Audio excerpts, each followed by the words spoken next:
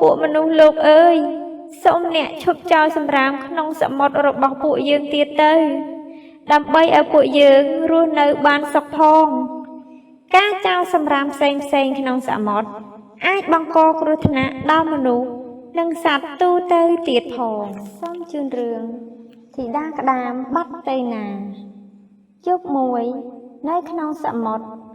មានការរៀបចំពិធីខួបកំណើតធីតាក្តាមសត្វសមុទ្រគ្រប់ប្រភេទមកចូលរួម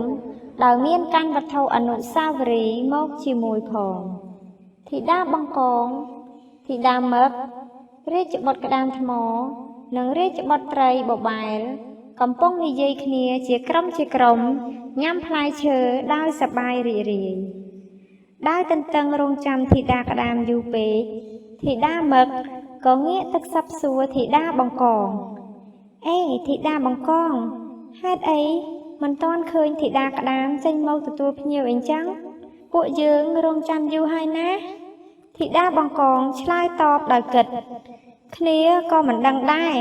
ប្រហែលជាកំពុងតុបតែងខ្លួនទីដឹងហីយកល្អយើងទៅសួរព្រះបិតានិងព្រះមេតារបស់ធីតាក្តាមទៅគិតគ្នាហើយរាជបុត្រក្តាមថ្មធីតាមឹកធីតាបង្កងនិងរាជបុត្របបែលក៏នាំគ្នាសម្ដៅទៅរកស្ដេចក្តាមនិងមហេសីហើយកំពុងអង្គុយលើបល្ល័ង្កកណ្ដាលចំណោមសត្វសមុទ្រដទៃទៀតខណៈនោះមេទ័ពសេះសមុទ្រក៏បានសួរទៅស្ដេចក្តាមដោយទឹកមុខមិនសប្បាយចិត្តតើមានរឿងអ្វីកើតឡើងចំពោះព្រះធីតាមែនទេព្រះអង្គបើគ្មានរឿងអ្វីកើតឡើងទេម៉េចមិនឃើញព្រះធីតាចេញមកទទួលទូលបង្គំដូច្នេះ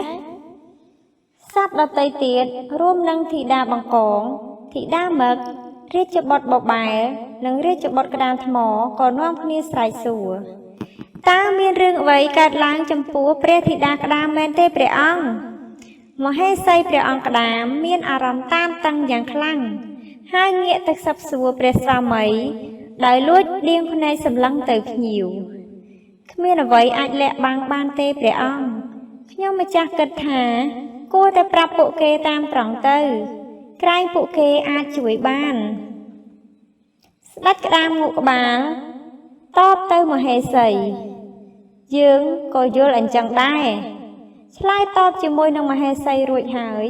ស្ដេចក្តាមក៏ងាកមកនិយាយជាមួយនឹងភ្ញៀវដែលចូលរួមសូមអ្នកទាំងអស់គ្នាអភ័យទោសដល់យើងផងដែលមិនអាចឲ្យធីតាក្តាមបង្ហាញខ្លួនព្រោះ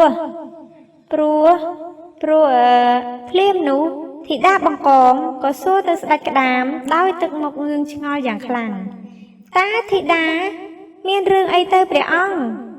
ឆាប់មានបន្ទូលភ្លាមមក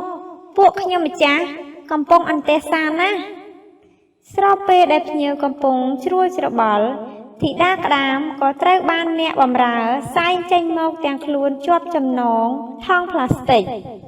ទាំងអស់គ្នាក៏នាំគ្នារត់ទៅមើលធីតាក្តាមទាំងរន្ធត់មេទ័ពសេះសមុទ្របានចូលទៅក្បែរធីតាក្តាមហើយសួរ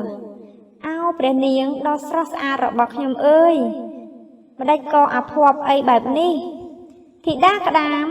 ក្នុងទឹកព្រះភ័ក្ត្រស្រពប់ស្រពោនក៏និយាយទៅកាន់មេទ័ពសេះសមុទ្រនិងភ្ញៀវដទៃទៀតទាំងទឹកភ្នែករលីងរលោងសូមជួយខ្ញុំផងលោកមេទ័ពសេះសមុទ្រអ្នកទាំងអស់គ្នាព្រោះខ្ញុំមិនចង់រស់នៅក្នុងចំណងផ្លាស្ទិកដ៏គួរឲ្យឈឺចាប់បែបនេះទេជួយយកវាចេញពីរាងកាយខ្ញុំទៅភ្លាមនោះត្រីតុកកែដែលមានខ្លួនរឹតដោយដៃថង់ផ្លាស្ទិកបានហាយចូលមកនិយាយតបជាមួយនឹងព្រះធីតាក្តាមព្រះធីតាក្តាមចំណងនេះមិនអាចស្រាយបានទេ